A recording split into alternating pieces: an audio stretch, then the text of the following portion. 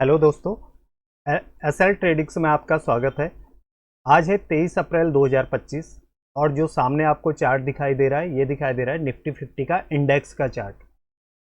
समझने की कोशिश करते हैं कि आज मार्केट में क्या क्या हुआ, कहां पर एंट्री बन सकती थी कॉल या पुट साइड को, और कहां पर स्टॉप लॉस पड़े हुए थे, और 9 EMA और 20 CMA और प्राइस एक्शन ने कैसे काम किया, और उस आधार पर हम कहां पर एंट्री ले सकते थे और अच्छी एंट्री हमें कहां पर मिल सकती थी। चलिए सीधे चलते हैं चार्ट पर और इंडेक्स के चार्ट को देखने की कोशिश करते हैं। मैंने हमेशा बोला हुआ है कि जब 9 EMA के ऊपर मार्केट होगा तो हम बाई साइड के सेटअप को देखने की कोशिश करेंगे, और 9 EMA के नीचे जब होगा तो हम लोग पुट साइड के सेटअप को देखने की कोशिश करेंगे। कल और आज के चार्ट में, कल का वीडियो अगर आपने नहीं देखा तो कल का वीडियो जाकर जरूर देखिएगा कि वहां पर किस तरह से प्राइस एक्शन ने काम किया था और आज किस तरह से प्राइस एक्शन ने काम किया था। अगर यहाँ पर पहले मैं कल के चार्ट को दिखाने की कोशिश करता हूँ कि कल कॉल साइड को कैसे एंट्री मिली थी और आज पुट साइड को वही सेटअप पे पुट साइड को एंट्री कैसे मिली। अब यहाँ पर अगर आप देखने की कोशिश करेंगे तो ये जो 9:15 की कैंडल है, मैंने कल के वीडियो में बोला था कि पहले ही कैंडल में 5 मिनट की कैंडल में मार्केट स्टॉप लॉस खा चुका था। उसके बाद देखेंगे मार्केट कहाँ जाता है, 9 EMA के ऊपर जाता है, एक हाई लगाता है। हाई लगाने के बाद जब दोबारा नीचे आता है, 9 EMA के ऊपर आता है, एक 9 EMA के ऊपर जब सपोर्ट लेती है कैंडल, तो मैंने इस कैंडल में कॉल की पोजीशन बनाई थी और मेरा स्टॉप लॉस छोटा सा था कि मैं इसके नीचे मार्केट को कट कर देता अगर रेड कैंडल नीचे बनती तो। अब यहाँ पर सेम टू सेम चीज यहीं पर होती है। यहाँ पर अगर आप देखेंगे तो ये 9 EMA को सपोर्ट लेकर के मार्केट ऊपर जाने की कोशिश करती है, लेकिन मैंने पिछले कई सारे वीडियो में बोला हुआ है कि जब निफ्टी 150 पॉइंट से ज्यादा अगर गैप अप होता है या गैप डाउन होता है तो वहां पर आप चुपचाप बैठिए, वहां पर चार्ट को देखने की कोशिश करिए कि वहां पर मार्केट कर क्या सकता है, क्योंकि 150-200 पॉइंट ऊपर निफ्टी खुला हुआ था। उसके बाद हमें 9:15 की कैंडल को छोड़ देना है, उस पर कुछ ध्यान नहीं देना। 9:20 की कैंडल क्या होती है, ग्रीन कैंडल बनती है, लेकिन प्राइस एक्शन में क्या होता है, अगली ही 5 मिनट की कैंडल जो होती है इसको ब्रेक कर देती है और मार्केट नीचे आती है। यहाँ से 9 EMA का सपोर्ट लेती है और मार्केट ऊपर जाती है, लेकिन 920 का जो हाई लगा था 920 और 925 का, उसके बाहर नहीं जा पाता मार्केट। अगर मार्केट यहाँ पर रुक जाता, अगर मार्केट रुका होता और कुछ देर यहाँ पर ट्रेड करता करीब 15-20 मिनट, उसके बाद जाकर के अगर ब्रेक करने की कोशिश करता तो मैं यहाँ पर कॉल साइड को एक बार चले जाता। लेकिन यहाँ पर क्या हुआ कि मैंने इस कैंडल के यहाँ पर जैसे ही इसको लो ब्रेक करने लगा ऑप्शन में, तो मैंने यहाँ पर एक एंट्री बनाई थी और उसके बाद मैंने एक अच्छा यहाँ पर प्रॉफिट किया था। उसके बाद में मार्केट से बाहर निकल गया था। और हमेशा मैंने आपको हर वीडियो पे बोला हुआ है कि पहले दिन का क्लोज प्राइस, पहले दिन का हाई और पहले दिन का लो सबसे अधिक इंपॉर्टेंट होता है। वहां पर समझने की कोशिश करो कि वहां पर बाजार कर क्या रहा है, क्या बाजार वहां पर नीचे की तरफ जा रहा है या मार्केट वहां पर ऊपर की तरफ जा रहा है। ये जो ब्लू लाइन है कल की क्लोजिंग प्राइस की है और ये कल का हाई है और ये कल का लो है। अगर यहाँ पर देखेंगे तो यहाँ पर क्या होता है, मार्केट नीचे आता है, नीचे आने के बाद कल के जो हाई है उससे नीचे ब्रेक डाउन करता है, उसके बाद दोबारा से रीचेक करने जाता है और मार्केट नीचे आता है। नीचे आने के बाद मार्केट कल के क्लोजिंग का सपोर्ट लेता है और यहाँ पर धीरे धीरे ऊपर चले जाता है। एक एंट्री यहाँ पर थी और दूसरी एंट्री इस वाली कैंडल पर थी। ये प्राइस एक्शन के हिसाब से बोल रहा हूं। उसका कारण यहाँ पर कॉल साइड को इसलिए एंट्री थी, ये कॉल साइड का चार्ट यहाँ पर जो एरो लगा हुआ है ये कॉल साइड के चार्ट के लिए है। यहाँ पर अगर आप देखेंगे इस कैंडल के क्लोज होने के बाद यहाँ पर हमें एक एंट्री मारनी थी और इसके नीचे का लो हमें स्टॉप लॉस रखना था या अपने रिस्क मैनेजमेंट के हिसाब से हमें यहाँ पर एंट्री मारनी थी। उसके बाद जब मार्केट गया तो मार्केट ने बहुत अच्छा प्रॉफिट दिया।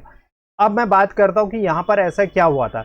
यहाँ पर पहली बार 9 EMA का सपोर्ट लिया था और यहाँ पर भी देखिए 9 EMA के सपोर्ट से मार्केट ऊपर जाता है, उसके बाद रीचेक करने आने के बाद जब ऊपर को जाता है तो उसके बाद मैंने इस वाली कैंडल के क्लोज होने के बाद ही मैंने यहाँ पर एंट्री ली थी। लेकिन प्राइस एक्शन यहाँ पर आज ऐसा नहीं कर रहा था।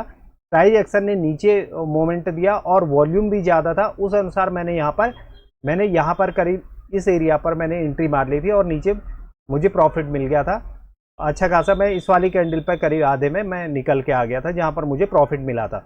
अब मैं सीधे आपको ऑप्शन चार्ट पे लिए चलता हूँ और वहाँ पर दिखाने की और समझाने की कोशिश करता हूँ कि वहां पर एंट्री कैसे बनती, क्या रीजन थे।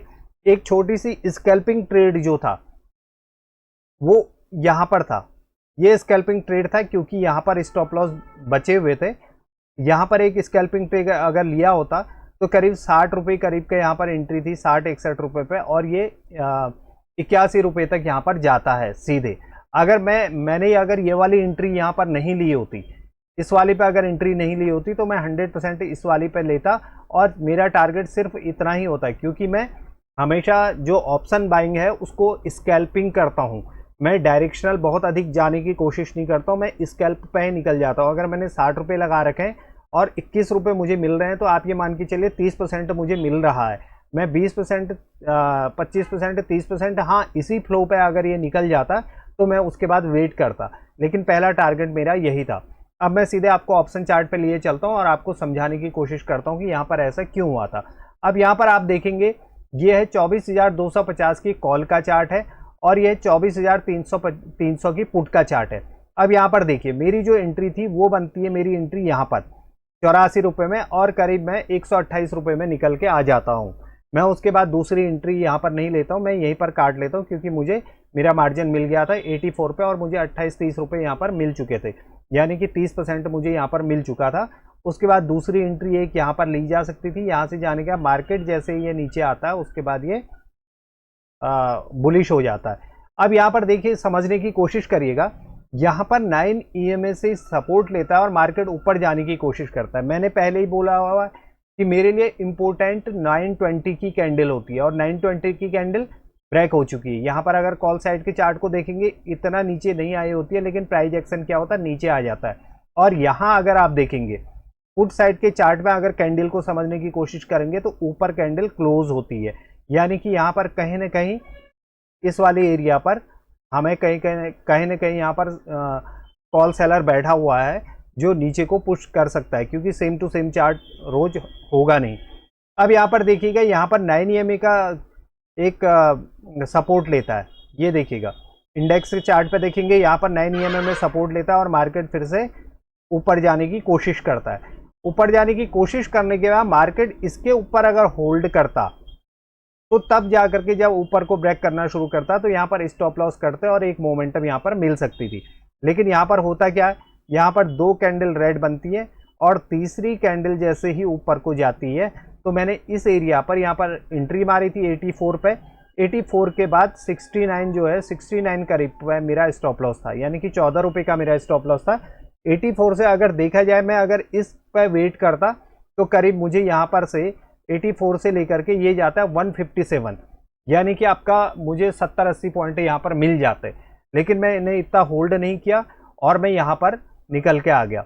अब यहाँ पर अगर प्राइस एक्शन देखेंगे तो ये देखिए यहाँ पर क्या है, जो ये वाली कैंडल है इस पर वॉल्यूम बढ़ा हुआ है, दोनों साइड को, पुट साइड को भी वॉल्यूम बढ़ा हुआ है और कॉल साइड को भी वॉल्यूम डिस्क्रीज हुआ है, इंक्रीज नहीं हुआ है, और प्रॉपर कैंडल बनी हुई है। क्योंकि यहाँ पर नीचे स्टॉप लॉस थी, जैसे ही स्टॉप लॉस कटने शुरू होते तो उसके बाद क्या होता है, यहाँ पर एक बहुत अच्छी पुल बैक आता, और मैं हमेशा स्टॉप लॉस का ही वेट करता हूँ। इसीलिए जो मेरे यूट्यूब चैनल का नाम है SL ट्रेडिक्स, वो स्टॉप लॉस ट्रेडिक्स करके है, तो इसीलिए यहाँ पर मुझे हमेशा स्टॉप लॉस चाहिए, क्योंकि स्टॉप लॉस पे जो ऑप्शन बायर होता है उसको सबसे ज़्यादा प्रॉफिट मिलता है। अब यहाँ पर अगर आप देखेंगे, यहाँ पर एक चीज़ देखिएगा जिसको मैं स्कैल्पिंग ट्रेड की बात कर रहा हूँ। अगर स्कैल्पिंग ट्रेड अगर आप देखेंगे, मैं हमेशा बोलता हूँ कि मार्केट क्या था, 9 EMA के ऊपर गया, ये 9 EMA के ऊपर गया, यहाँ पर भी 9 EMA के ऊपर गया। मार्केट 9 EMA के ऊपर जाने के बाद ये कैंडल जो थी 9 EMA के ऊपर बनी थी। यहाँ आने के बाद क्या हुआ, ये दूसरी कैंडल, दूसरी बार जब मार्केट यहाँ पर आता है, यहाँ पर आने के बाद क्या है, प्रॉपर 9 EMA के ऊपर कैंडल बनती है, यहाँ पे कॉल साइड को भी प्रॉपर बनती है, और जब दोबारा नीचे को आने की कोशिश करता है, इसको ब्रेक नहीं करता, तो यहाँ पर एक एंट्री बन सकती थी 62 रुपये में। 62 रुपये से करीब करीब ये 82 रुपये जाता है, सिंगल वे पे जाता है, ये देखिएगा। और दूसरा मैंने हमेशा बोला हुआ है 27 EMA का ध्यान रखिएगा। यहाँ पर क्या था, 27 EMA के नीचे कैंडल बनी थी, उसके बाद इसको ब्रेक नहीं कर पा रहा था, लेकिन पहली बार ब्रेक किया, मार्केट रीचेक करने आया। रीचेक करने के बाद अगर आप देखेंगे यहाँ पर यहां पर क्या है, मार्केट 27 और 9 EMA के पास में ट्रेड कर रहा है। ये ट्रेड कर रहा था तो एक ये जो कैंडल है, बहुत अच्छी कैंडल बनी थी ये वाली, यानी कि मार्केट यहां से नीचे आने की कोशिश कर रहा है। प्राइस यहां भी गिरा है, ये देखिएगा यहां पर वॉल्यूम नीचे आया हुआ है और यहां पर भी वॉल्यूम बड़ा है। अगर आप पुट साइड के एरिया को देखेंगे तो कैंडल बहुत अच्छी बनी हुई है। अब इसने रीचेक किया, रीचेक करने का इसके ऊपर का हम लोग ऑर्डर लगाते, 128 का ऑर्डर लगाते, तो तब जाकर के हम यहाँ पर प्रॉफिट कमाना शुरू करते। लेकिन हुआ क्या, अगर आप यहाँ पर देखेंगे तो यहाँ पर बहुत अच्छी कैंडल है। अब यहाँ पर क्या है, मार्केट रुक रहा है, लेकिन यहाँ पर प्राइस जो है ऊपर नहीं जा रहा है। उसके बाद इस वाली कैंडल ने 12:30 की कैंडल कहाँ बनती है, 9 EMA के ऊपर प्रॉपर बनती है। उसके बाद रीचेक करने आती है लेकिन ब्रेक नहीं कर पाती है। और यहाँ पर अगर आप देखेंगे ये 27 EMA के नीचे चल रहा है, मार्केट प्राइस जो है 27 EMA के नीचे चल रहा है। और यहाँ कहाँ चल रहा है, 9 EMA के नीचे चल रहा है, कॉल साइड को 9 EMA के नीचे चल रहा है। उसके बाद बहुत अच्छी कैंडल बनी जो यहाँ पर क्लोज हुई 63 पर। अगर एंट्री मारी होती तो 63 के बाद 53-52 करीब का आपका स्टॉप लॉस यहाँ पर बनता। यहाँ पर जाने के बाद फिर से मार्केट ऊपर जाती है और यहाँ से मार्केट फिर से रिजेक्शन लेता है, यानी कि अपने हाई के पास से फिर से रिजेक्शन लेता है। लेकिन यहाँ पर अगर आप देखेंगे यहाँ पर मोमेंट ही ज़्यादा नहीं आती है। उसके बाद जैसे ही मार्केट यहाँ से ऊपर जाना शुरू करता है तो 63 से करीब करीब आपका 103-104 रुपये जाता है। तो एक एंट्री जो थी वो यहाँ पर कॉल साइड की ली जा सकती थी, स्कैल्पिंग वाली एंट्री यहाँ पर थी, यहाँ पर सपोर्ट ले रहा था। लेकिन मार्केट 9 EMA के ऊपर नहीं गया था। पहली बार मार्केट 9 EMA के ऊपर गया, 9 EMA के ऊपर जाने के बाद मार्केट रीचेक करने आता है, रीचेक करने आ गया तो यहाँ पर एक 9 EMA के ऊपर कैंडल बनी, तो यहाँ पर एक स्कैल्पिंग ट्रेड बहुत अच्छा बन जाता, जो अगले 5 मिनट में ही आपको करीब, अगर बाई चांस यहाँ पर आपने 50,000 रुपये लगाए होते तो 50,000 रुपये के हिसाब से यहाँ पर आपका जो बैट था ये करीब आपके 800 शेयर आते, 50,000 रुपये लगाने के बाद यहाँ पर आप 16,000 रुपये कमा सकते थे, यानी कि 30% आपको मिल जाता। और अगर मैं इसकी बात करूं, अगर यहाँ पर की बात करूं, यहाँ पर अगर आपने 50,000 रुपये लगाए होते तो करीब आपका 600, तो यहाँ पर करीब आपका 30-40 हज़ार रुपये यहाँ पर बन जाता आराम से आपका। आप हमेशा अपने स्टॉप लॉस पर ध्यान दीजिए और स्टॉप लॉस जहां पर आता है आप अपना स्टॉप लॉस काटिए। अगर आपका सेटअप वहां पर फेल हो रहा है तो आप स्टॉप लॉस दे दीजिए, उसके बाद आधा घंटा या 1 घंटे तक ट्रेडिंग करने की ज़रूरत नहीं है। एक बार स्टॉप लॉस कट गया उसके बाद आधा घंटा या 1 घंटा टर्मिनल को छोड़ दीजिए, चार्ट को छोड़ दीजिए। आधा 1 घंटे बाद दोबारा से चार्ट को देखेंगे तो आपको समझ में आ जाएगा कि यहाँ पर मार्केट कर क्या रहा है। अगर आप हमेशा चार्ट को ही देखते रहेंगे तो आपको दिखाई नहीं देगा कुछ भी, आपको लगेगा कि यहाँ से ऊपर जा सकता है, यहाँ से नीचे जा सकता है। आप अपने सेटअप को देखिए, सेटअप को समझने की कोशिश करिए, उसके बाद जाकर के आप उस पर एंट्री मारने की कोशिश करेंगे तो आपको ज़रूर प्रॉफिट होगा। मैं हमेशा 9 EMA, 27 EMA और प्राइस एक्शन को ही ज़्यादा देखने की कोशिश करता हूँ और उसी पर कॉल या पुट साइड को एंट्री मारने की कोशिश करता हूँ। अगर आपको 9 EMA सेटअप अगर आपको समझ में आ रहा है तो आप मुझे कमेंट करिएगा और मैं उस पर अच्छा सा वीडियो बनाने की कोशिश करूंगा। और वैसे भी सारे वीडियो जितने भी अगर आप मेरे देखेंगे तो वो सारे 9 EMA, 27 EMA और प्राइस एक्शन पर बने हुए हैं। आप उनको देखेंगे और उसको चार्ट में अप्लाई करने की कोशिश करेंगे तो आपको समझ में आएगा कि हाँ कहाँ पर एंट्री करनी चाहिए। मुझे कभी भी हाई के ब्रेकआउट पे कभी समझ में नहीं आता कि मुझे हाई के ब्रेकआउट पे लेना चाहिए या मुझे लो के ब्रेकआउट पे लेना चाहिए, ये मुझे कभी भी समझ में नहीं आया। मुझे यह समझ में आया कि मैं 9 EMA, 27 EMA और प्राइस एक्शन को मिला करके कैसे ट्रेड कर सकता हूं और कहां पर मेरी एंट्री होनी चाहिए, मेरा स्टॉप लॉस क्या होना चाहिए, मैं उस आधार पर एंट्री मारने की कोशिश करता हूं। अगर आपको वीडियो पसंद आए तो लाइक करिएगा, सब्सक्राइब करिएगा और शेयर ज़रूर करिएगा। अगर कोई भी कमेंट है तो मेरे YouTube चैनल पर कमेंट छोड़िएगा ताकि मैं आपको समझाने की कोशिश कर सकूं। Thank you very much.